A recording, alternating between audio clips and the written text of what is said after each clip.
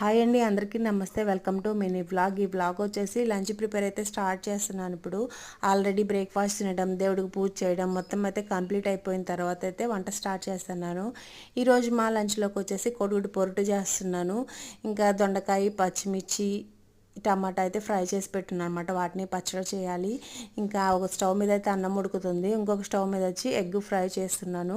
ఇంకో దాని మీద అయితే చెప్పాను కదా, ఇంకా ఆల్రెడీ టమాటాలు, పచ్చిమిర్చి అయితే ఆల్రెడీ ఫ్రై చేసి పెట్టేసేసాను. దాన్ని మిక్సీ పట్టడమే. ఇంక ఈ లోపల వాషింగ్ మిషన్లో బట్టలు వేసి ఉంటే అవి అయితే కంప్లీట్ అయిపోయినాయి. వాటిని అయితే తీసేసి ఆరేస్తున్నాను.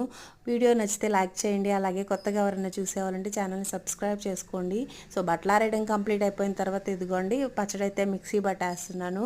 ఇంకా మా పిల్లలు అయితే సెలవులే కదా, ఇంక ఇల్లు పీకి పందిరేస్తారనమాట. కొంచెంసేపు చక్కగా ఆడుకుంటారు, కొంచెంసేపు తన్నుకుంటారు. యాజ్ యూజువల్ అందరిలలో అంతే కదా పిల్లలు. సో వైషుకి అయితే కోడిగుడ్డు ఫ్రై వద్దంట, ఇంకా అందుకని చెప్పి ఇదిగోండి ఎగ్ ఫ్రైడ్ రైస్ చేయమంటే తన కోసం ఇలా సింపుల్గా చేసేసాను.